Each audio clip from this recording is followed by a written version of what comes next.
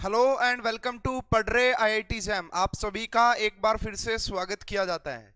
तो last class में last time पे हम थ्योरी ऑफ गैसेस की बात कर रहे थे एंड थ्योरी ऑफ गैसेस में मैंने आपको जो गैस के लॉ हैं वो पढ़ा दिए थे, उनसे रिलेटेड ग्राफ्स पढ़ा दिए थे एंड तो ये हमारा डिस्कशन अभी तक हुआ था। तो ये हमारी थ्योरी ऑफ गैसेस की क्लास नंबर 3 है। इससे पहले जो क्लासेस हुई हैं उसमें मैं आपके साथ अगेन रिपीट कर देता हूं कि गैस के लॉ पढ़ा चुका हूं, Boyle's law, Charles law, Gay-Lussac's law and आपका जो है एवोगैड्रोस हाइपोथेसिस। उसके बाद मैंने आपको पढ़ाया था DLPP, Dalton's law of partial pressure and उसके बाद लास्ट में बिल्कुल हमने स्टार्ट किया था आपका grams law of diffusion, grams law of diffusion. तो लास्ट में जो हम डिस्कस कर रहे थे वो ग्राम्स लॉ ऑफ डिफ्यूजन पे ही डिस्कशन कर रहे थे। अब देखो ये मैंने ज्यादा डिटेल में जानबूझ के नहीं पढ़ाए हैं, ये पहली दो क्लासेस ये ज्यादा क्वेश्चन आए ही नहीं है। हाँ, आज इस क्लास से हम मेनली हमारा जो टॉपिक है वो स्टार्ट करेंगे जिससे एग्जाम में बहुत ज्यादा डिटेल में क्वेश्चन पूछे जाते हैं। तो जो जो स्टूडेंट्स लाइव आ गए वो कमेंट कर दें और जो जो स्टूडेंट्स बाद में आएंगे वो अपने हिसाब से देख लेना। चलिए, तो सबसे पहले जो लास्ट में हमने डिस्कस किया था व्हाट इज डिफ्यूजन। डिफ्यूजन क्या होता है? हायर कंसंट्रेशन से लोअर कंसंट्रेशन की तरफ जो गैस है वो डिफ्यूज करती है और उसका जो रेट मैंने पढ़ा था कि रेट ऑफ डिफ्यूजन जो होता है is inversely proportional to under root of M. मैंने आपको ये पढ़ा दिया था कि मोटा आदमी जो है वो इतना तेज नहीं दौड़ सकता, जो आपका पतला आदमी होगा वो आसानी से तेज दौड़ सकता है। Hello Ayushi, good afternoon, welcome. तो ये था। अब फिर मैंने कल ही आपको ये बताया था कि मान लो rate of diffusion gas 1 is by में रेशियो अगर आपको लेना हो rate of diffusion of gas 2 वो आपका इक्वल होता है under root molar mass of gas 2 upon molar mass of gas 1। ये मैंने आपको कल पढ़ा दिया था इतना, इसमें किसी को कोई प्रॉब्लम नहीं होनी चाहिए। अब मैंने कहा था कि भाई अभी भी ये कंप्लीट नहीं हुआ है। हाँ, इसको इसी ग्राम्स लॉ ऑफ डिफ्यूजन को और एक तरीके से भी पूछा जा सकता है, तो उसकी बात करते हैं, how to measure rate of diffusion, है ना। तो अब जो हमारा टॉपिक ये है कि हम कैसे मेजर करेंगे, how to measure, how to measure rate of diffusion. Rate of diffusion, rate of diffusion को हम कैसे, रेट ऑफ डिफ्यूजन को हम कैसे मेजर करेंगे, how to measure rate of a diffusion. तो देखिए स्टूडेंट्स, अगर बात करें सबसे पहले हमने ये तो जान लिया कि वो इनवर्सली प्रोपोर्शनल होता है मोलार मास के। तो सबसे पहला जो तरीका होता है वो है आपका वॉल्यूम पर यूनिट टाइम, है ना, वॉल्यूम पर यूनिट टाइम। भाई जो आपकी गैस अगर डिफ्यूज होगी तो वहां पे वॉल्यूम भी चेंज होगी, तो वही देख लो आप, volume diffuse, volume diffuse per unit time. भाई वॉल्यूम का कितना डिफ्यूजन हो रहा है पर यूनिट टाइम के हिसाब से, उसको भी हम रेट के हिसाब से बोल सकते हैं। तो देखिए अगर सबसे पहले हम यहाँ पे बात करें कि रेट क्या होगा, तो रेट होता है change in any quantity with respect to time. अगर, hello good afternoon Chhotu, good afternoon, welcome. ठीक है, तो रेट का मीनिंग होता है वॉल्यूम, ऊपर लिखेंगे वॉल्यूम डिफ्यूज, भाई कितने वॉल्यूम का डिफ्यूजन हो गया, volume diffuse and per unit time. ठीक है, time taken, time taken, time taken. अब देखिए अगर मैं बात करूं यहां पे कि जो रेट होगा वो होगा आपका वॉल्यूम बाई टाइम, जो रेट होगा वो हो जाएगा आपका वॉल्यूम बाई टाइम। ठीक है, अब मुझे मान लो कि अगर यहाँ पे दो गैसेस हैं, उनका मोलार मास तो मुझे पता ही ऑलरेडी। मान लो यहाँ पे एक R1 है रेट ऑफ डिफ्यूजन और एक यहाँ पे R2 है, वो किसके इक्वल होते थे, वो इक्वल होते थे आपका M2 बाई M1। अब एग्जामिनर डायरेक्ट आपको रेट ना दे, आपको वो बोले कि भाई पहले वॉल्यूम इतनी थी अब वॉल्यूम इतनी होगी, तब क्या बनेगा। तो यहां पे अगर मैं बात करूं इस टाइप से, तो आपका जो बनेगा, अभी मैं क्वेश्चन भी करवाऊंगा इसके ऊपर, एक दो क्वेश्चन मैं लेके आया हूं आपका इस टाइप के। तो यहां पे हो जाएगी वॉल्यूम ऑफ वन गैस पर यूनिट टाइम, तो ये हो जाएगा आपका rate of diffusion, rate of diffusion of gas 1। और यहां पे क्या हो जाएगा V2 बाई V2 एंड इसको डिवाइड करेंगे T2 से, ये किसके इक्वल हो जाएंगे, आपका molar mass of gas 2 and molar mass of gas 1। देखो मैं ये क्यों पढ़ा रहा हूं आपको, देखिए कई बार क्या करेगा ना एग्जामिनर, आपको रेट नहीं लिखेगा, वो इनडायरेक्टली पूछेगा क्वेश्चन कि भाई वॉल्यूम है ना इतनी थी, इतने टाइम में इतना चेंज हो गया और उस गैस का मोलार मास ये है, तो बताइए कि क्या कंडीशन बनेगी। तो पहला जो फॉर्मूला है वो ये है कि अगर आपको रेट ऑफ डिफ्यूजन मेजर करना हो, उसका तरीका आप volume diffuse per unit time से निकाल सकते हैं, है ना।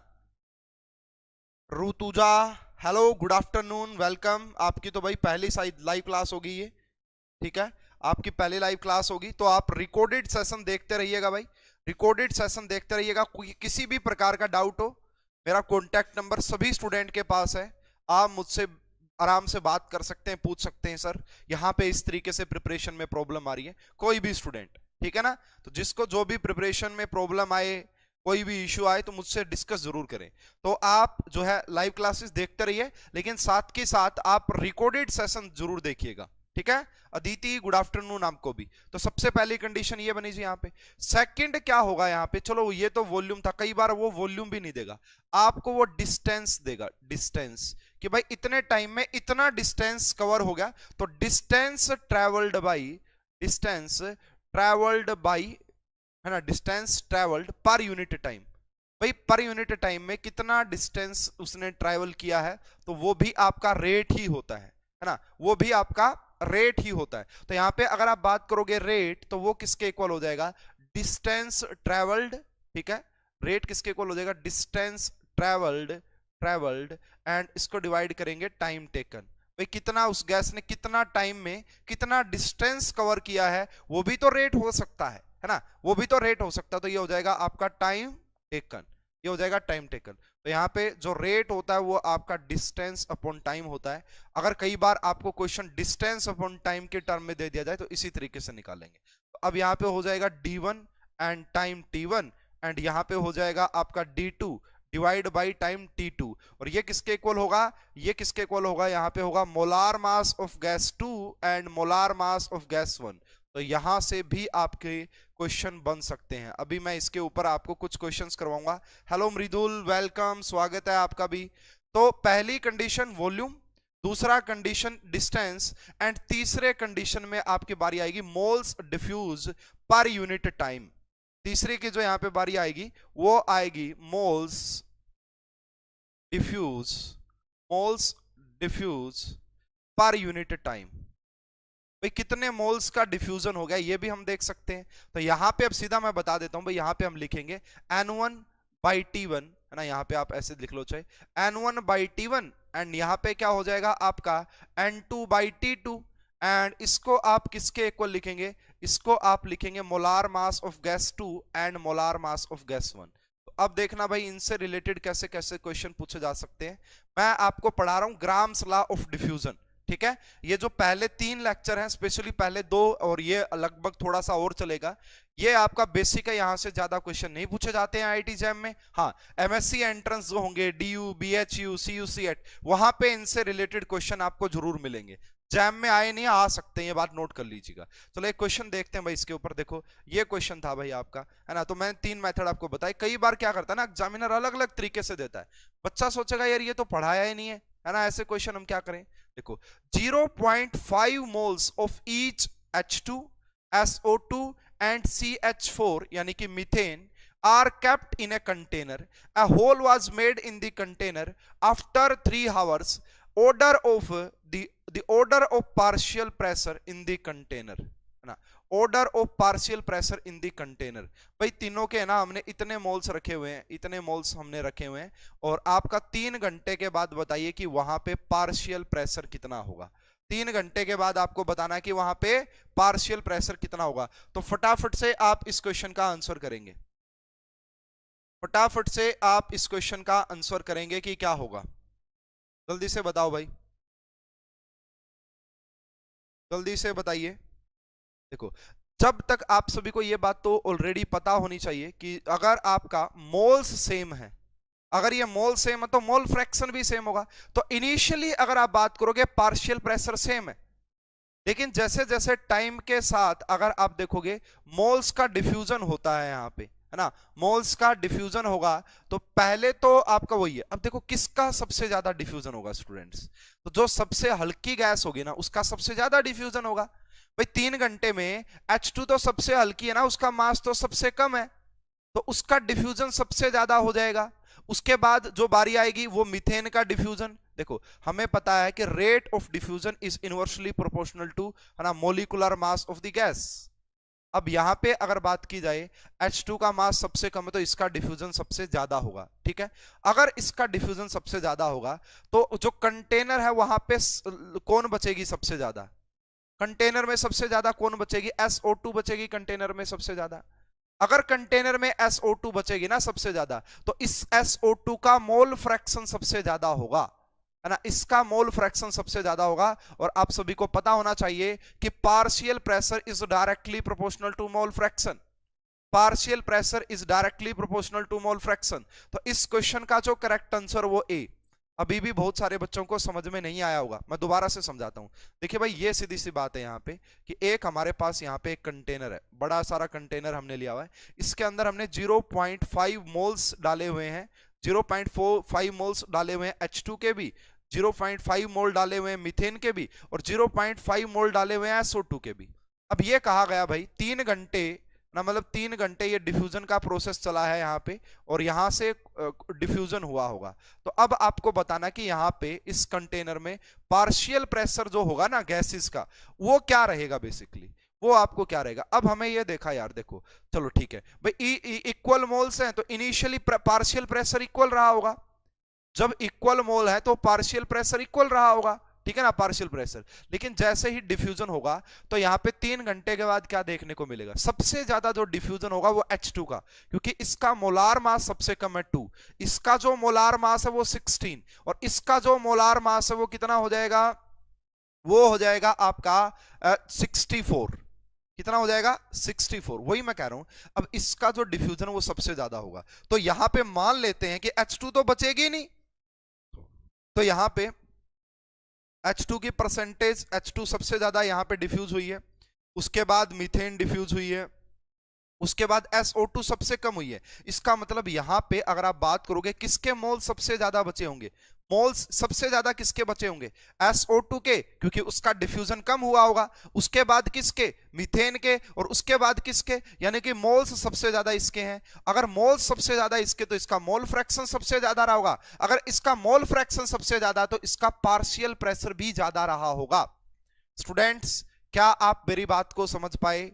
अगर आपको यह समझ में आ गया तो आप कमेंट करके बताएं कि ए इज द करेक्ट आंसर। भाई ए इस क्वेश्चन का करेक्ट आंसर होगा, जल्दी से बता दो भाई, फिर और भी क्वेश्चन डिस्कस करेंगे, एक दो और क्वेश्चन, ठीक है, एक दो और क्वेश्चन भी डिस्कस करेंगे इसके ऊपर। ये तो थोड़ा सा देखो यार, क्वेश्चन बहुत अच्छा है, क्वेश्चन बहुत अच्छा है। ये जब एग्जाम में आएगा ना बहुत सारे बच्चे सोच ही नहीं पाएंगे, पहले बता रहा हूं मैं, क्वेश्चन बहुत अच्छा है, ठीक है। मेरे हिसाब से सभी को बिल्कुल आराम से समझ में आ गया होगा, फिर भी किसी को डाउट है तो आप पूछ सकते हैं।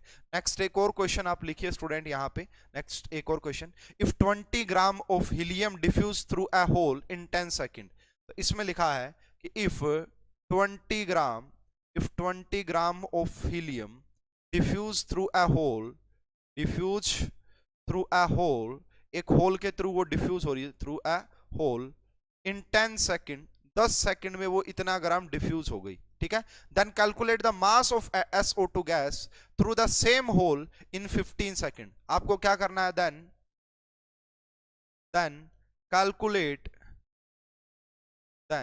Calculate mass of SO2 gas, mass of SO2 gas diffuse through same whole,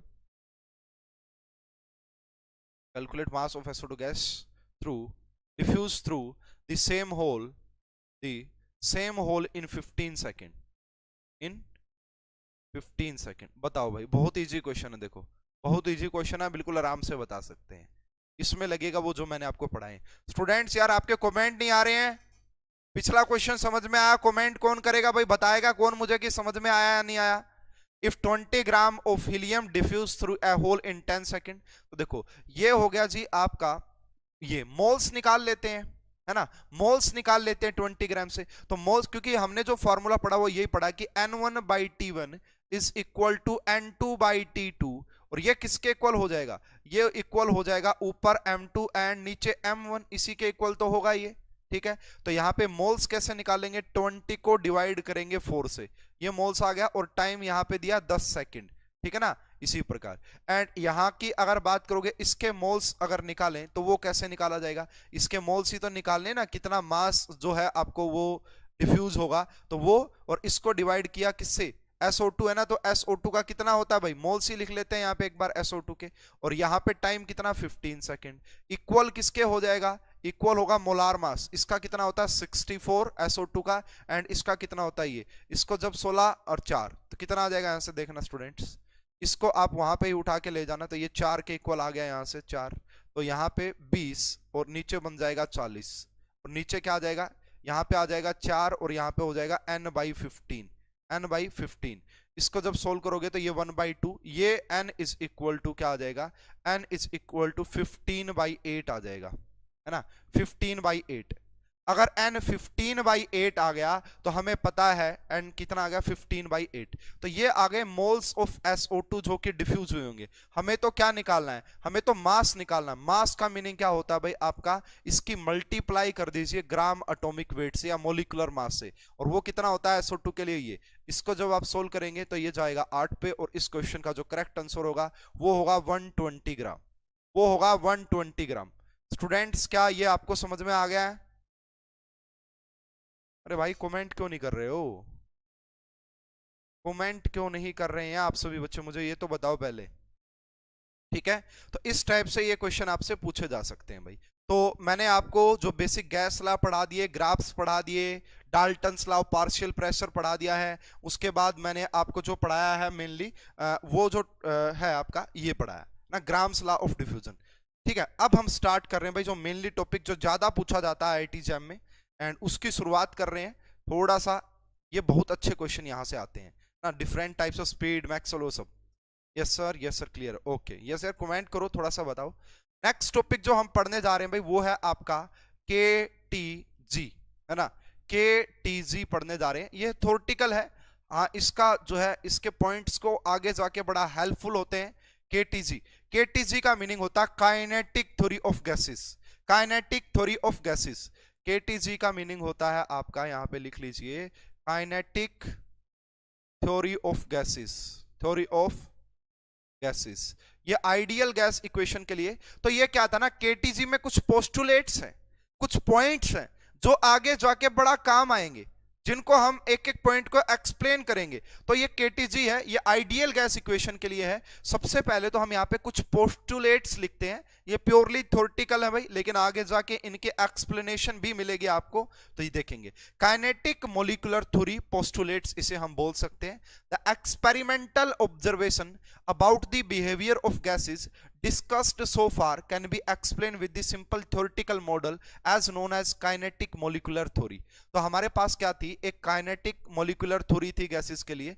experimental तो हम देख ही रहे हैं, बॉयल्स लॉ, चार्ल्स लॉ, ये सब एक्सपेरिमेंटल होते हैं, बट थ्योरेटिकली हमने उनको डिजाइन किया, उनको बनाया, और एक एक पॉइंट हम यहाँ पे उनके नोट करते हैं। तो ये जो बेस्ड है कुछ अजम्पशंस के ऊपर बेस्ड है, कुछ अजम्पशंस होते हैं जो माने गए हैं उनके ऊपर ये बेस्ड है।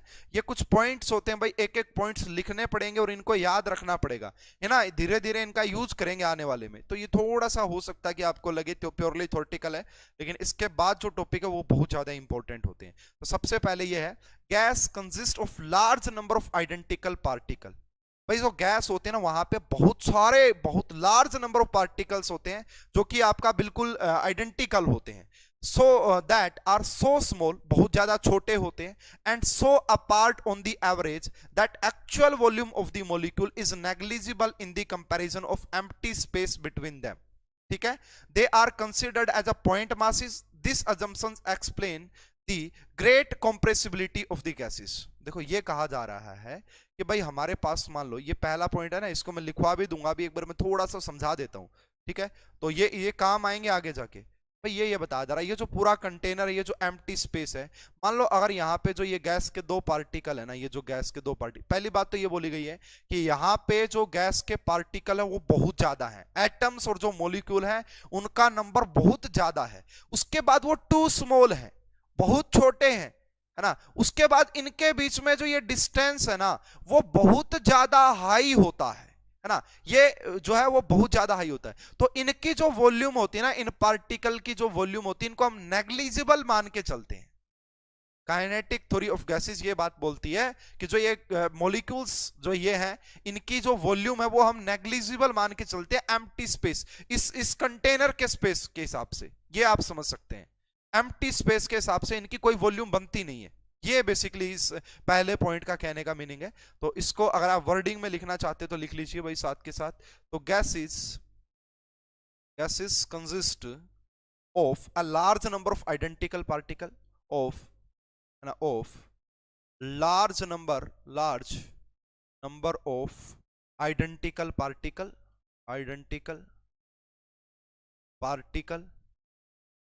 वो आपका हो सकते हैं कि वो बेसिकली आपका एटम्स भी हो सकते हैं, वो आपका मॉलिक्यूल्स भी हो सकते हैं, ठीक है, वो आपका एटम्स और मॉलिक्यूल्स दोनों ही हो सकते हैं। That are too small,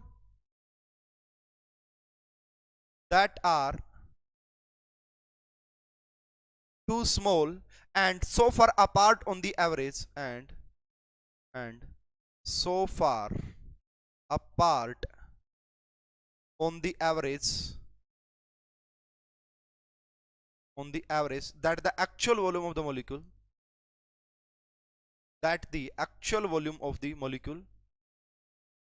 actual volume of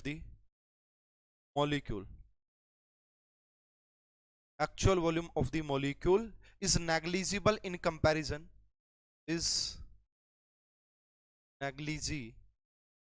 spelling वगैरह थोड़ी सी मिस्टेक हो जाती है भाई मुझसे, वो आप देख लीजिएगा। नेग्लिजिबल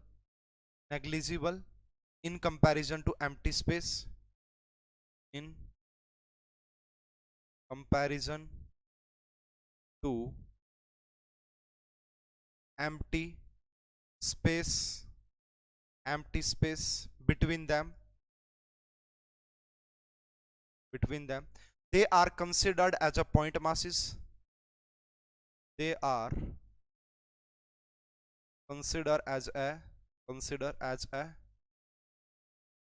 पॉइंट मासेस, इन्हें पॉइंट मास के हिसाब से कंसिडर किया जाता है। The assumption explain the great compressibility of the gases. Yes, ये पॉइंट भी समझिएगा, इसका मीनिंग क्या है ना। तो आपको पता होगा कि गैस को हम कंप्रेस करवा सकते हैं, उसके पीछे यही रीजन लगता है, कि इनके बीच का जो ये डिस्टेंस है, इनके बीच की जो ये वॉल्यूम है, ये हम नेग्लिजिबल मान के चलते हैं, ठीक है भाई। इनकी खुद की जो ये है ना, इसको हम नेग्लिजिबल। द अजम्पशन एक्सप्लेन, ये वाला जो अजम्पशन है किस चीज को एक्सप्लेन करता है? The assumption explain the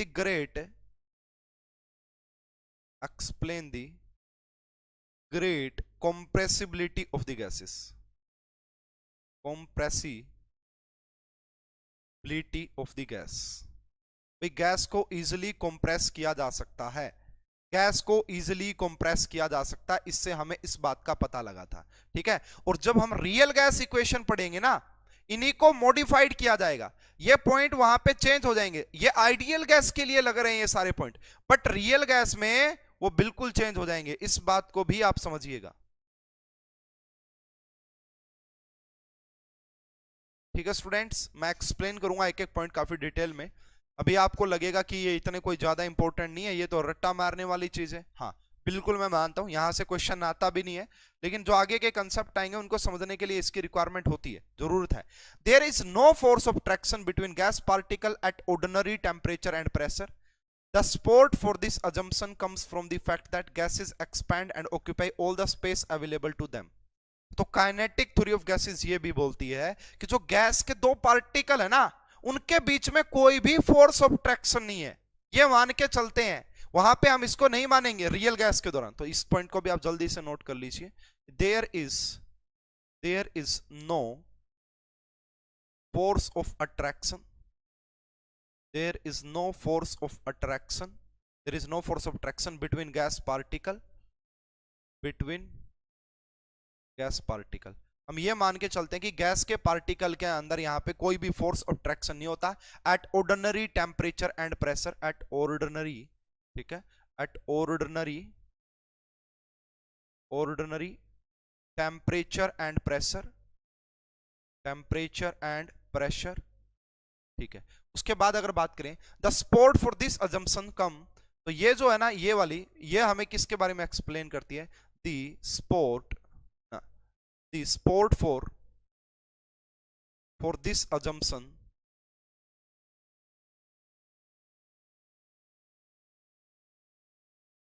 this assumption comes from fact, comes from the fact that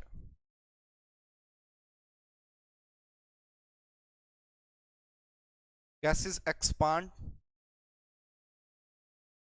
भाई गैस का एक्सपेंशन हो सकता है अगर उनके बीच में कोई फोर्स ऑफ ट्रैक्शन ही है ना, अगर उनके बीच में कोई फोर्स ऑफ ट्रैक्शन नहीं तो दूर दूर रहेंगी वो तो, है ना, उनके बीच में कोई इंटरेक्शन ही नहीं है, एक मॉलिक्यूल कहीं पे एक मॉलिक्यूल कहीं पे। expand and occupies, expand and occupy all the space available to them, all the space available to them। तो भाई है ना, जितना भी स्पेस होगा वहां पे पूरे के अंदर वो फैल जाएंगे, क्योंकि हम ये मान के चलते हैं कि गैस के जो पार्टिकल्स यहाँ पे रहेंगे उनके बीच में जो फोर्स ऑफ ट्रैक्शन होती है वो नेग्लिजिबल होती है, ना के बराबर होती है। उसके बाद देखिए, particle of a gases are always in constant and random motion. जो गैस के पार्टिकल होते हैं वो एक कांस्टेंट, है ना, एक कांस्टेंट एंड रैंडम मोशन से चलते रहते हैं। If they particle were at rest occupy fixed position, then gas would have had a fixed shape which is not observed। देखो यही बताया गया है कि यहां पे इसी पॉइंट को आप लिख लीजिए, particle of gases, particle of gases are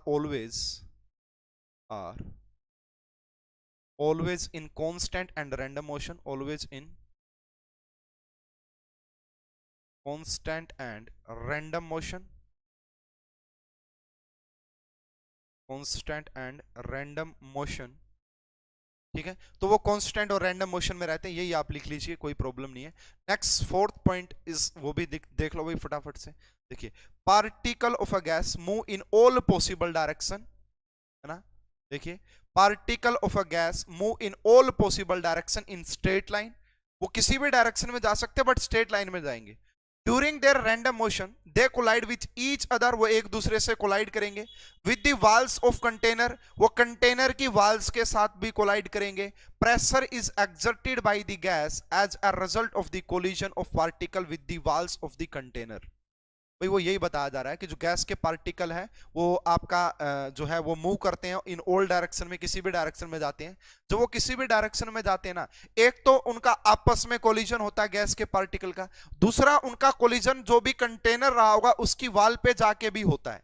तो जो प्रेशर वहां पे प्रोड्यूस होता है वो जब ही होता है जब वो वाल पे आके टकराते हैं गैस के पार्टिकल। ये पॉइंट आपका बताया जा रहा है, ठीक है ना। तो इसको भी आप थोड़ा सा लिखना चाहे तो लिख सकते हैं कि particle of a gas, particle of a gas move in all possible direction, in all possible direction in straight line,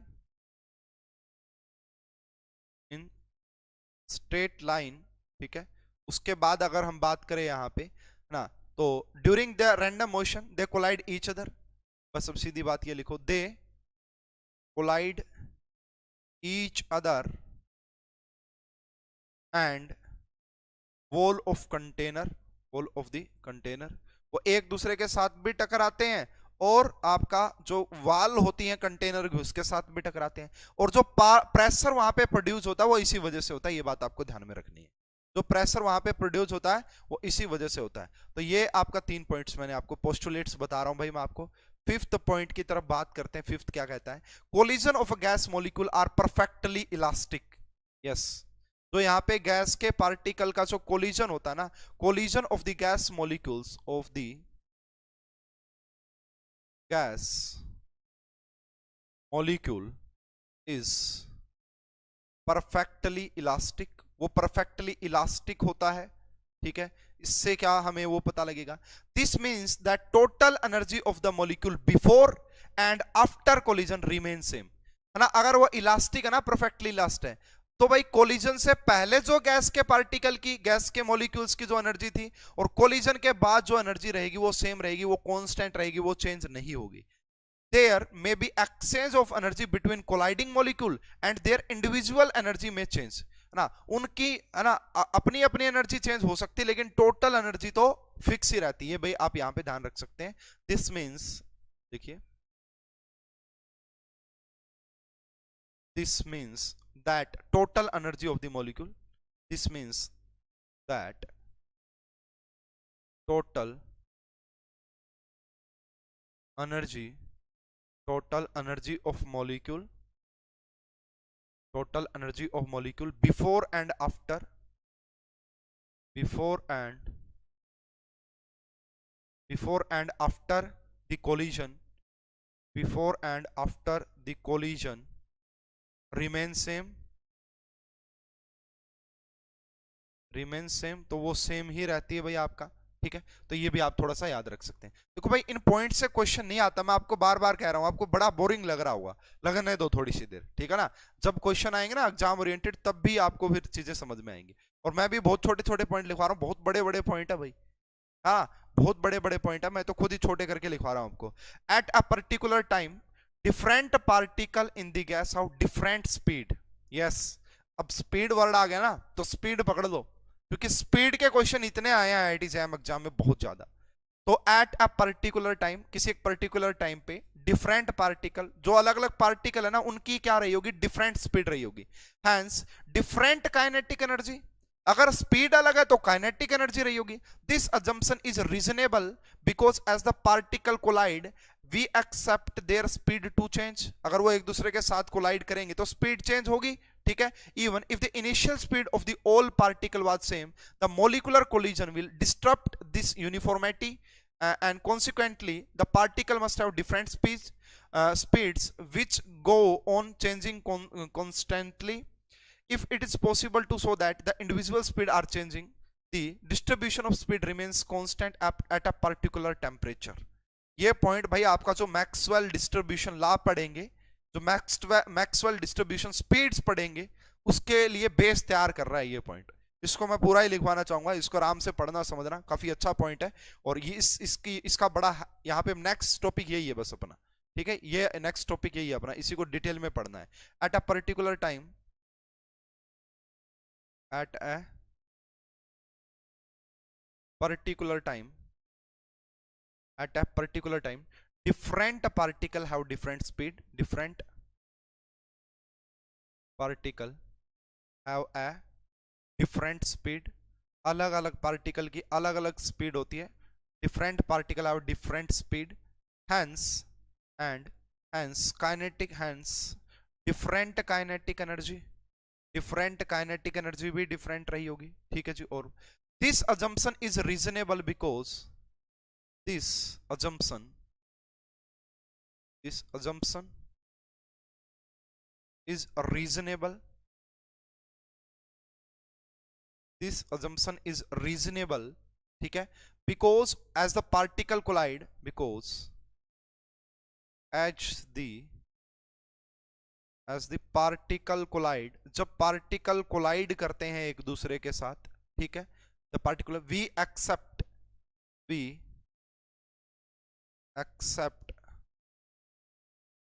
there speed to change, उनकी स्पीड जो है वो आपका चेंज होती है, देयर स्पीड टू चेंज, ठीक है। Even if the initial speed of all the particle was same, भाई स्टार्टिंग की जो स्पीड है वो सेम ही होती है, the molecular collision will disturb this uniformity, तो उसको चेंज कर देती है वो, है ना। Consequently the particle must have different speeds which going on the, ये दो ये बता गया भाई, ठीक है ना।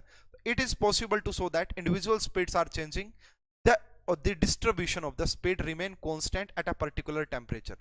ये पॉइंट मैं जरूर लिख देता हूं यहाँ पे आपका, इसी में, इसी के आगे ये पॉइंट जरूर लिख देता हूं, बीच में मैं दो तीन लाइनें वो काट दी, वो मैं बोल रहा हूँ, आप लिख लेना अपने हिसाब से जो भी है। It is possible to show that, it is possible to show that, it is possible to show, it is possible to show that, ठीक है ना, क्या show that, so that through the individual speeds are changing, individual speeds are changing, visual speed changing, the distribution of speed remains constant, the distribution of speed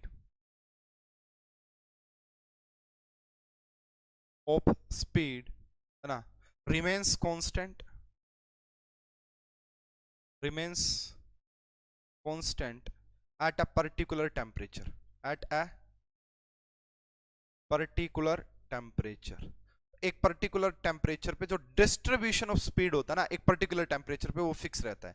ये भाई इसके ऊपर question आए हैं, मैं बता रहा हूँ यहाँ पे आगे अब जो ना टॉपिक स्टार्ट होगा उसके ऊपर ऑलरेडी क्वेश्चन पूछे जा चुके हैं आईआईटी एग्जाम के अंदर। अभी 2020 में आया था मैक्सवेल वाला जो टॉपिक है ना, वो बहुत ज्यादा इंपॉर्टेंट, स्पीड्स वाला। If a molecule have a variable speed then it must have a variable kinetic energy. Under these circumstances we can talk about only about average kinetic energy के बारे में ही हम यहाँ पे बात करते हैं। तो देखिए यहाँ पे ये वाला पॉइंट भी जरूर लिख लीजिए, अगर जो मॉलिक्यूल्स उनकी वेरिएबल स्पीड है तो उनकी काइनेटिक एनर्जी भी वेरिएबल रही होगी, तो यहाँ पे हम एवरेज काइनेटिक एनर्जी की बात करते हैं। If a molecule, if molecules has a variable speed, has variable speed की, अगर उसकी स्पीड चेंज होती रहती है, ठीक है, then it must have variable kinetic energy, then it must have variable kinetic energy, तो उसकी काइनेटिक एनर्जी भी वेरिएबल रहती है, ठीक है। Under these circumstances we can talk about average kinetic energy, then we can talk about about average kinetic energy, average kinetic energy, ठीक है ना। अभी भी भाई देखो थोड़ा थोड़ा अगर आपको समझ में आ रहा, कोई बात नहीं, अभी समझ में आएगा। In the KTG kinetic theory of gases, it is assumed that average kinetic energy of the gas molecule is directly proportional to temperature। तो केटीजी ये बात बोलती है हमें, है ना, यहाँ पे ही लिख सकते हो इसी पॉइंट में कि फ्रॉम केटीजी से हम ये बात बोल सकते हैं कि जो हमारी एवरेज काइनेटिक एनर्जी होती है ना हमारी जो काइनेटिक एनर्जी होती है वो आपका डायरेक्टली प्रोपोर्शनल होती है एब्सोल्यूट टेम्परेचर के। वो आपका ये भी हमारा केटीजी से ही आया, अगर कोई पूछे ना ये पॉइंट भी हमारा केटीजी से ही आया है, ठीक है। चलो ये भाई ये प्योरली थ्योरेटिकल पॉइंट्स थे। अगर कभी क्वेश्चन आएगा यहां से तो वो आएगा एमएसक्यू टाइप का क्वेश्चन, है ना, वो आएगा एमएसक्यू टाइप का क्वेश्चन। तो बताइए which of the flowing statements is correct for KTG. याद रख लेना कि कौन कौन सी स्टेटमेंट केटीजी के लिए सही है, ऐसा एमएसक्यू टाइप का क्वेश्चन बन सकता है। अब पढ़ लेना, मैंने काफी डिटेल में पढ़ा दी है, लिखवा दी है, इनको याद रख लेना भाई आप, ठीक है ना। क्वेश्चन बन सकता है और नेक्स्ट क्लास में कोशिश करूंगा मैं वर्डिंग का क्वेश्चन भी ले आऊं ना, क्योंकि हर बुक में वेरी करती है वर्डिंग। मैंने कुछ अलग तरीके से लिखवाया, किसी बुक में कुछ अलग तरीके से रहा होगा, कोई प्रॉब्लम नहीं है। चलो ठीक है, इसको तो हम डिस्कस कर लेंगे। नेक्स्ट है हमारा काइनेटिक गैस इक्वेशन। नेक्स्ट है हमारा kinetics gas equation. Kinetic gas equation इसे हम बोलते हैं। ये क्या कहेगी जी, इसका मीनिंग ये होता है कि जो आपका पीवी होता ना, पीवी वो होता आपका 1/3, यहाँ पे होता m इंटू एन और यहाँ पे होता है URMS का स्क्वायर। अब कहोगे ये URMS क्या आ गया जी यहाँ पे, है ना, ये आपका क्या बवाल आ गया जी यहाँ पे। देखो देखते हैं इसको, आराम से समझते हैं, समझने की कोशिश कीजिएगा स्टूडेंट्स। तो ये हमारे पास काइनेटिक गैस इक्वेशन होती है। यहाँ पे क्या क्या टर्मिनोलॉजी आई पहले तो वही समझ लेते हैं। यहाँ पे जो P होता है वो आपका प्रेशर ऑफ गैस होता है, वो आपका प्रेशर ऑफ गैस होता है। V जो यहाँ पे होती है आपका V जो यहाँ पे होती है वो आपका वॉल्यूम ऑफ गैस होती है, वॉल्यूम ऑफ गैस या फिर वॉल्यूम ऑफ कंटेनर, वो एक दूसरे के इक्वल ही होती है, वो बात मैंने की। स्मॉल m जो नजर आ रहा है यहाँ पे आपको, स्मॉल m जो नजर आ रहा है वो है आपका ना mass of one gas molecule. क्या है, mass of one gas molecule, one gas molecule, एक गैस मॉलिक्यूल का जो मास है वो आपका m है। एंड URMS काफी डिटेल में पढ़ेंगे इसको तो आने वाले टाइम में, नेक्स्ट 2-3 लेक्चर सिर्फ स्पीड के ऊपर होने वाले हैं, वो बहुत ज्यादा इंपॉर्टेंट एग्जाम में क्वेश्चन। इसको बोला जाता है RMS का मतलब है रूट मीन स्क्वायर वेलोसिटी, ना, रूट मीन स्क्वायर स्पीड या रूट, इसको क्या बोलेंगे, root mean square velocity, root mean square velocity या फिर स्पीड, आप जो भी बोलना चाहें बोल सकते हैं। URMS। एन का जो मीनिंग होता है यहाँ पे, ये जो एन नजर आ रहा है इसका मीनिंग होता है यहाँ पे नंबर ऑफ गैस मॉलिक्यूल, इसका मीनिंग होता है आपका नंबर ऑफ गैस मॉलिक्यूल। अब कहोगे सर इसके ऊपर कैसे क्वेश्चन बन सकता है? भाई ये सारे पैरामीटर दे देंगे और आपसे पूछेंगे भाई बताओ क्या, कोई भी एक टर्म आपसे पूछ लेंगे। सिंपल तो ये पूछा जा सकता है आपका। अच्छा, अगर मैं यहाँ पे अब इसको थोड़ा सा और इस फार्मूले को चेंज करना चाहूं, कुछ और रिलेशन निकालना चाहूं, तो वो कैसे निकलेगी? तो देखिए, अगर मैं यहाँ पे 1 मोल की बात करूं, है ना, मैं यहाँ पे बात कर रहा हूं for 1 mole of gas molecule, for 1 mole of gas molecule. अगर मैं 1 मोल की बात करूं तो पहली बात तो आपको यह देखनी पड़ेगी कि यहां पे इस बात से हमें यह पता लगेगा कि जो आपका क्या है n, जो है n, वो किसके इक्वल हो जाएगा? n, number of gas molecule. 1 मोल के अंदर कितने गैस के मॉलिक्यूल रहेंगे? एवोगैड्रो नंबर के इक्वल हो जाएगा। जो स्मॉल n है वो एवोगैड्रो नंबर के इक्वल हो जाएगा। और दूसरा जो चेंज यहां पे आएगा, हमें पता कि PV is equal to NRT होता है। हमें क्या पता है कि PV is equal to NRT होता है। तो यहां पे 1 पुट करोगे तो क्या हो जाएगा? यहां से PV is equal to RT हो जाएगा। ये दो बातें यहां से हमें आएंगी, ये दो बातें हमें यहां से पता लगेंगी इसके बारे में, अगर हम ऐसा बोलते हैं तो ठीक है, कोई प्रॉब्लम नहीं है। तो फ्रॉम इक्वेशन 1, अगर मैं इसको इक्वेशन 1 बोल दूं, भाई ये हमारी इक्वेशन नंबर 1 हो गई, ठीक है। तो यहां पे पुट कर दो, यहां पे इस Na की जगह ये डाटा पुट कर दो। तो जैसे ही आप पुट करेंगे यहां पे, तो क्या बनेगा देखना, PV इज इक्वल टू 1/3, है ना। यहां पे आपका जो है वो स्मॉल m तो रहेगा और ये बन गया आपका Na, स्मॉल m इंटू में Na, एंड यहां पे आपका रहेगा URMS का स्क्वायर या VRMS का स्क्वायर, जो भी आप बोलना चाहो, बाकी U लिख रहा हूं मैं अभी दिए तो यहाँ पे, ठीक है, ये रहा। उसके बाद ये देखना पड़ेगा कि जो आपका ये जो भी आपका मास है और ये एवोगैड्रो नंबर, ये किसके इक्वल होता है? इन दोनों का मीनिंग होता है कैपिटल M। ये बात ध्यान रखना, इन दोनों का मीनिंग होता है molar mass of gas, molar mass of gas, है ना। और वो किसके इक्वल होता है? मोलार कैपिटल M जो होता है ना, वो स्मॉल m इंटू में एवोगैड्रो नंबर के इक्वल होता है। तो क्या मैं यहां से स्मॉल m इंटू में Na की जगह कैपिटल M लिख सकता हूं? यस, लिख लीजिए, कोई प्रॉब्लम नहीं है। तो यहां से जब हमने लिखा कि PV is equal to 1/3, and ये बन गया जी कैपिटल M, एंड यहां पे बन गया आपका RMS का स्क्वायर, RMS का स्क्वायर, ठीक है ना। हम प्रूव क्या करना चाह रहे हैं मैं उसको एक्सप्लेन अभी करूंगा। देखिए, अब मैंने इसकी 2 से मल्टीप्लाई कर दी और 2 से इसको डिवाइड कर दिया।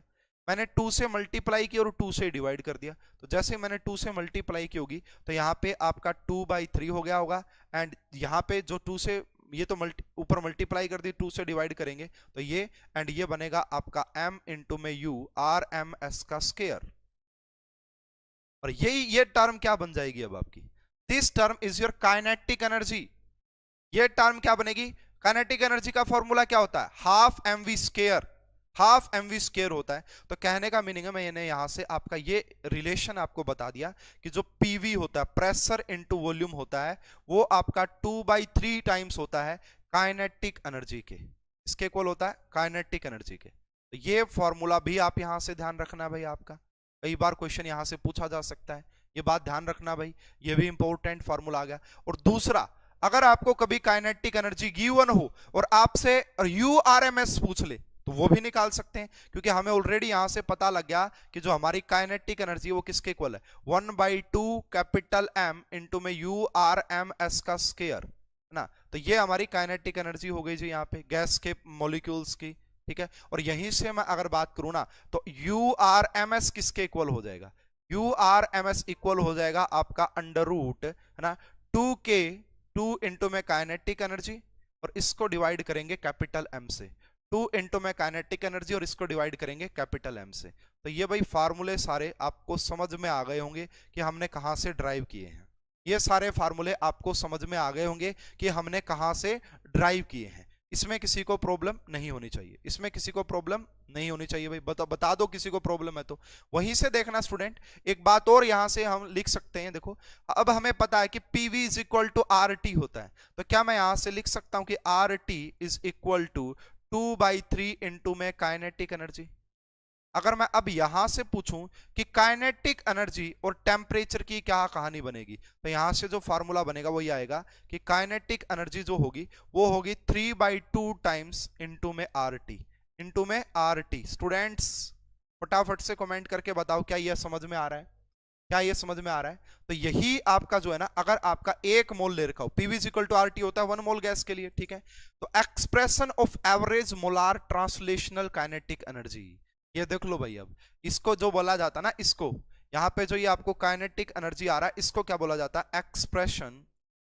ये जो पूरा आया है, ये जो डेरिवेशन आया है, ये आपका expression of average molar translational बोला जाता है भाई इसको, एवरेज मोलार ट्रांसलेशनल। इसके ऊपर क्वेश्चन आएंगे ना, जब देखना आप कहोगे जी हाँ ये आपने सारी चीजें पढ़ाई थी। Translational kinetic energy of gas molecule, of gas molecule, ये वाला फॉर्मूला, ठीक है। एक्सप्रेशन ऑफ एवरेज, अगर भाई ये जो आ रहा है ना, ये 1 मोल के लिए आ रहा है, इस बात का ध्यान रखिएगा। 1 मोल के लिए बात कर रहे हैं, क्योंकि 1 मोल के लिए ही पीवी इक्वल टू आरटी होता है। अगर आपके पास x मोल हो जाएंगे, ठीक है ना, अगर आपके पास x मोल हो जाएंगे तो बस इस फार्मूला में x कर देना है, इस फार्मूला में x कर देना है। इसको अभी और थोड़ा सा सुधारेंगे इस फॉर्मूले को, है ना। एक बार मैं पूरा दोबारा से भी पढ़ा दूंगा भाई, ज्यादा कॉम्प्लेक्स ना हो जाए आप सभी के लिए, देखो है ना, ज्यादा कॉम्प्लेक्स हो सकता है, तो इसको मैं एक बार दोबारा से भी पढ़ाऊंगा पूरे फॉर्मूला को, ठीक है, कि कहां से हमने कैसे कैसे हमने निकाला है। वहीं पे अगर बात करें यहाँ पे, expression of average translational energy for x mole of gas particle, अगर x mole of gas particle हो, अगर x mole of gas particle हो, तब क्या फॉर्मूला बनेगा जी? तो तब फॉर्मूला बनेगा kinetic energy is equal to 3/2 x into में RT, x इंटू में RT, ये वाला फॉर्मूला बन जाएगा अगर x मोल हो तो ना। अब अगर बात की जाए 1 गैस पार्टिकल, अगर सिर्फ एक गैस पार्टिकल की बात करें, ये जो फॉर्मूला निकाला ये 1 मोल के लिए निकाला, 1 मोल गैस पार्टिकल के लिए, ये x मोल के लिए निकाला, x मोल गैस पार्टिकल के लिए। अगर यहीं पे आपसे कल को फॉर्मूला पूछ ले, है ना, कि average molar translational, average molar translational kinetic energy for 1 gas molecule, सिर्फ एक गैस मॉलिक्यूल के लिए, तो क्या करना पड़ेगा? इसको एवोगैड्रो से डिवाइड कर देंगे, इस टर्म को एवोगैड्रो से डिवाइड कर देना भाई, जो 1 मोल वाला है, तो काइनेटिक एनर्जी जो हो जाएगी वो आपका होगी 3/2, एंड यहाँ पे जो R इंटू में T नजर आ रहा है, इसको डिवाइड कर देंगे एवोगैड्रो से, Na से डिवाइड कर देंगे। और जैसे ही आप Na से डिवाइड करोगे तो यहाँ पे बनेगा आपका जो काइनेटिक एनर्जी है वो आपका किसके इक्वल हो जाएगी? 3/2। और ये R/Na होता ना, इसे एक अलग कांस्टेंट बोलते हैं, इसका मैं एक जगह और यूज करवा चुका हूं, इसका मैं और जगह भी यूज करवा चुका हूं, इसे हम बोल्ट्जमैन कांस्टेंट बोलते हैं भाई, है ना। R/Na को हम बोल्ट्जमैन कांस्टेंट बोलते हैं। तो ये फॉर्मूला बनेगा, ये आपका आ जाएगा अगर एक गैस मॉलिक्यूल की बात की जाए, एक गैस मॉलिक्यूल की जो average molar translational kinetic energy होती है वो इतनी होती है। और यहाँ पे जो ये K होता है ना, ये K ना, ये R/Na को हमने K बोला है, और ये किसके इक्वल हो जाता है आपका? K is equal to R/Na। R तो आपका यूनिवर्सल गैस कांस्टेंट ही है।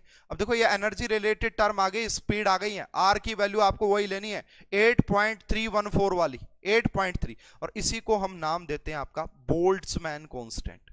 इसी को क्या नाम दिया जाता है? बोल्ट्जमैन कांस्टेंट इसे नाम देते हैं। तो दोबारा से आ जाओ भाई, पूरा सब कुछ दोबारा से पढ़ते हैं, ये फॉर्मूले कहाँ कहाँ से आ गए, कैसे कैसे फॉर्मूले आ गए, हमें तो कुछ समझ में नहीं आया। तो बहुत इजी है, बहुत इजी है, और इनसे क्वेश्चन आए भी हैं, आएंगे आगे भी। तो देखो सबसे पहले काइनेटिक गैस इक्वेशन की बात की, ये फॉर्मूला होता है कि जो PV is equal to 1/3 mn into में URMS के इक्वल होता है, ठीक है। तो मैं अगर एक मोल गैस की बात करूं तो मोल का मीनिंग क्या होता है कि वहां पे जो स्मॉल n है, n का मीनिंग क्या था आपका यहाँ पे? Number of gas molecule. तो एक मोल के अंदर तो Na गैस मॉलिक्यूल होते हैं, ये हमें पता है। उसके बाद अगर आपका 1 मोल है तो PV is equal to nRT। तो जो आपका ये स्मॉल m था, इसकी मल्टीप्लाई मैंने Na से कर दी, अगर मुझे 1 मोल चाहिए तो यहाँ पे m आ गया, कैपिटल M, मोलार मास। उसके बाद मैंने 2 से मल्टीप्लाई की, 2 से डिवाइड किया, तो यहाँ से PV is equal to 2/3 kinetic energy आ गई, ठीक है, नो प्रॉब्लम। यहीं से मैंने फिर काइनेटिक एनर्जी का पता लग गया कि काइनेटिक एनर्जी इसके इक्वल है। यहीं से मुझे U स्पीड ऑफ RMS का पता लग गया कि √2 काइनेटिक एनर्जी बाई m हो जाएगा। यहीं से मैंने ये भी पता है कि अगर 1 मोल है, अगर आपका 1 मोल है तो PV/RT के इक्वल होगा, तो यहां पे मैंने पुट कर दिया। तो यहां से जो काइनेटिक एनर्जी आई 1 मोल के लिए वो 3/2 RT आ गई। अगर मैं x मोल की बात करूंगा तो 3/2 into x into R T आ जाएगी। अगर मैं बात करूं आपका एक गैस मोलिक्यूल की average molar translational kinetic energy क्या होगी, तो वो होगी 3/2 के टी। के का मीनिंग यहाँ पे बोल्ट्जमैन कांस्टेंट से होता है। के का मीनिंग यहाँ पे बोल्ट्जमैन कांस्टेंट से होता है। स्टूडेंट्स अगर ये समझ में आ गया तो जल्दी से मुझे बताओ कि ये इसमें हमें कोई भी प्रॉब्लम नहीं है, इसमें हमें कोई भी प्रॉब्लम नहीं है। फिर हम आगे बढ़ते हैं, एक क्वेश्चन इसके ऊपर मैं जरूर करवाना चाहूंगा आपको, एक क्वेश्चन इसके ऊपर मैं आपको जरूर करवाना चाहूंगा। और नेक्स्ट 2 क्लासेस कल ही लेंगे भाई, कल वाली क्लासेस कोई भी स्टूडेंट मिस ना करे। अगर आपको जैम के क्वेश्चन सोल्व करने हैं, आने वाले भी और जो आ चुके हैं वो भी, तो कल की क्लासेस मिस ना कीजिएगा, ठीक है। ये भी थोड़ा सा हम एंटर कर गए हैं टॉपिक में। कल मेनली मैक्सवेल डिस्ट्रीब्यूशन स्पीड्स की बात करनी है हमने, वहां से बहुत सारे क्वेश्चन जैम 2021 जैम 2020 लगातार आए हैं क्वेश्चन। तो देखो एक क्वेश्चन मैं आपसे पूछता हूं पहले यहाँ पे, at what temperature, at what temperature will be taken, will be at what temperature will be total kinetic energy of 0.3 mole of helium, helium be the same as the total kinetic energy of 0.4 mole of argon, at 400 Kelvin, at 400 Kelvin। तो जी देखो बहुत अच्छा question, बहुत easy question है। आपसे temperature पूछा है भाई, what at what temperature will be kinetic energy 0.3 mole helium की इक्वल हो जाएगी 0.4 मोल आर्गन के, जो कि इतने टेम्परेचर पे है। तो हमारा भाई वही फॉर्मूला लगेगा जो हम आपको पढ़ाया गया है, जो टोटल काइनेटिक एनर्जी जो होती है आपका, टोटल काइनेटिक एनर्जी जो मैंने अभी अभी पढ़ा है वो किसके इक्वल होती है, वो होती है 3/2 आर टी। ये किसके लिए होती है, ये 1 मोल या एन आर टी लिख लो या एक्स आर टी लिख लो, जो भी है आपके पास, एन आर टी इक्वल होती है, ठीक है।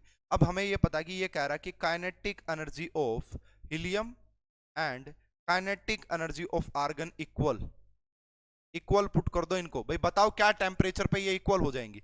अब हमें इसकी जगह क्या पुट कर देंगे, 3/2 एनआरटी ऑफ, ये किसके लिए, ये हीलियम के लिए हो जाएगा। एंड यहाँ पे क्या पुट कर देंगे, 3/2 एनआरटी, और ये किसके लिए पुट कर देंगे, आर्गन के लिए।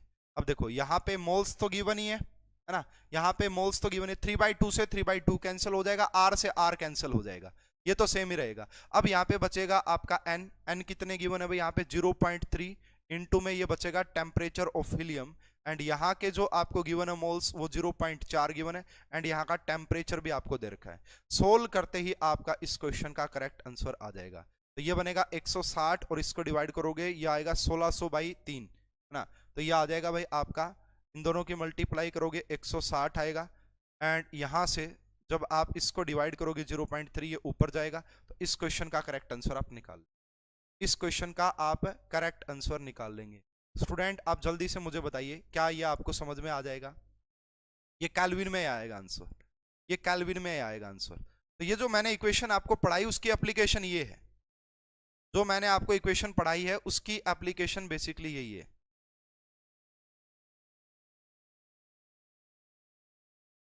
क्या आप मेरी बात को समझ पा रहे हैं?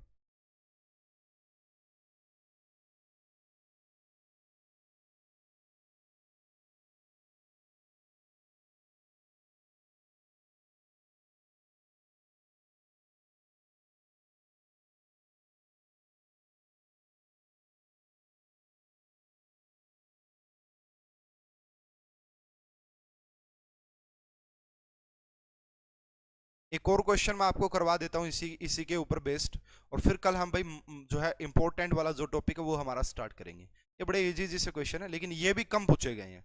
सच्चाई ये है जो क्वेश्चन पूछे जाएंगे ना वो तो मैं ले ही आता हूँ प्रीवियस ईयर साथ में, ठीक है। एक और क्वेश्चन लिख लीजिए यहाँ पे, average kinetic energy of CO2 gas at 27 degree Celsius, is E, वो ई के इक्वल है, ई के इक्वल है। द एवरेज काइनेटिक एनर्जी, अब आपसे पूछा है the average kinetic energy of N2 at the same temperature will be, at the same temperature will be, ये भी आपको बता देना है कि एवरेज काइनेटिक एनर्जी CO2 की 27 डिग्री सेल्सियस पे E है, average kinetic energy of N2 at the same temperature कितनी होगी वो आपको बतानी है। तो average molar translational kinetic energy का फॉर्मूला आप सभी के पास ही है, ठीक है ना। देखो बहुत इजी बन जाएगा, यहाँ से कोई ऐसी बात नहीं है कि टफ चीजें रही होंगी। तो हमारे पास फॉर्मूला है ही काइनेटिक एनर्जी का, वो होता आपका 3/2 RT। तो यहाँ पे आप क्या कर लो, ये जो है ये E दे दी, ये E, यहाँ पे 3/2, यहाँ पे R, टेम्परेचर आपका कितना हो जाएगा 273 ऐड करोगे तो 273 में 27 डिग्री ऐड करोगे तो ये 300 बन जाएगा ना, 300, ठीक है। तो यहाँ से ये आ गई। उसके बाद N2 की टर्म की बात की जा रही है, सेम टेम्परेचर पे वो कितनी होगी, N2 की बात की जा रही है, वो same the average kinetic E की टर्म में बतानी होगी शायद, ये है ना, आपको ये E की टर्म में ही बतानी है। तो भाई इसको भी आप आसानी से कर सकते हैं।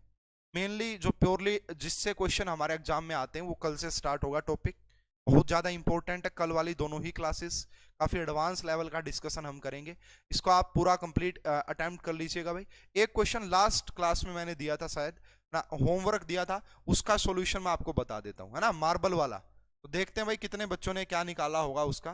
मार्बल वाला एक क्वेश्चन मैंने आपको लास्ट क्लास में जरूर दिया था, इसको आप निकाल लीजिएगा भाई। इस क्वेश्चन को नहीं 25 उस क्वेश्चन का करेक्ट आंसर आएगा।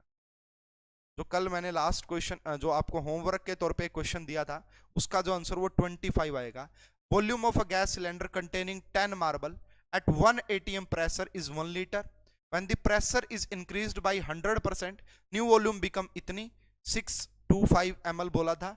आपको बताना है कि वॉल्यूम ऑफ ईच मार्बल। देखो इस क्वेश्चन का जो सॉल्यूशन है, प्रेशर जो आपका वो 1 atm है, प्रेशर जो आपका पहले 1 atm था, ठीक है, और प्रेशर आपका 100% इंक्रीज कर गया। 1 का 100% तो 1 ही होता है, तो प्रेशर कितना बन गया 2 atm, 2 atm बन गया। अब पहले वॉल्यूम जो है वो आपका 1 लीटर थी, पहले जो वॉल्यूम है आपका वो आपका 1 लीटर थी, ठीक है। लेकिन जो देखो अब ये जो पूरी जो 1 लीटर वॉल्यूम थी ना, ये गैस की वॉल्यूम नहीं थी। क्यों? क्योंकि मार्बल है तो मार्बल की भी कुछ वॉल्यूम रही होगी, तो मार्बल की वॉल्यूम हम मान लेते कि V वॉल्यूम है, V है तो हमारे पास 10V माइनस कर दिया हमने। उसके बाद V2 क्या होगा, V2 इन्होंने कहा कि जो वॉल्यूम है वो 625 होगी, 625 ml, तो माइनस 10V हो गया। तो पुट कर दो जी P1 V1 is equal to P2 V2, तो यहां से पुट कर देना P1 V1 is equal to P2 V2, और यहां से जो आपका जो वॉल्यूम ये जो V आएगी, V की वैल्यू वो आएगी 25, यानी कि वॉल्यूम ऑफ ईच मार्बल जो आपसे पूछी थी, वॉल्यूम ऑफ ईच मार्बल जो आपसे पूछी थी वो 25 आ जाएगी। वॉल्यूम ऑफ ईच मार्बल जो आपसे पूछी थी वो 25 आ जाएगी, ठीक है। तो भाई नेक्स्ट क्लास बेसिकली हमारा स्पीड पे होगी, मैक्सवेल डिस्ट्रीब्यूशन स्पीड्स, ग्राफ से रिलेटेड कैसे कैसे क्वेश्चन पूछे जा सकते हैं, मैक्सवेल इक्वेशन से रिलेटेड, मैक्सवेल लॉ से रिलेटेड, आरएमएस क्या होती है, एमपीएस क्या होती है, एवरेज एनर्जी क्या होती है, उनमें से सबसे ज्यादा कौन सी होती है, क्या रिलेशन होता है, और बड़े बड़े डेरिवेशन, सब कुछ हम डिस्कस करेंगे नेक्स्ट क्लास में। तो ये क्लास थोड़ी सी थ्योरेटिकल भी थी, एंड थोड़े से ये वाला जो कंसेप्ट है ये फिर भी आपको थोड़ा बहुत इंटरेस्टिंग लगा होगा कि कुछ चीज इसमें आपको ज्यादा सीखने को मिली होंगी। ये रहा जी। तो नेक्स्ट जो टॉपिक है भाई, next 2 classes are very very much important for ideal gas point of view से, उनको मिस करने की गलती नहीं करनी है। तो कल हम बिल्कुल 2 क्लासेस लेंगे भाई, काफी डिटेल में डिस्कशन करेंगे और काफी अच्छे अच्छे क्वेश्चन। तो ये पहली 3 क्लासेस में आपको कह रहा था कि इतनी ज्यादा इंपॉर्टेंट नहीं है, हाँ नेक्स्ट 2 क्लासेस मोस्ट इंपॉर्टेंट, और कल देखना भर भर के प्रीवियस ईयर क्वेश्चन भी करवाने वाला हूं मैं आपको। इस वीडियो में अभी के लिए इतना ही, मिलते हैं नेक्स्ट क्लास में। जब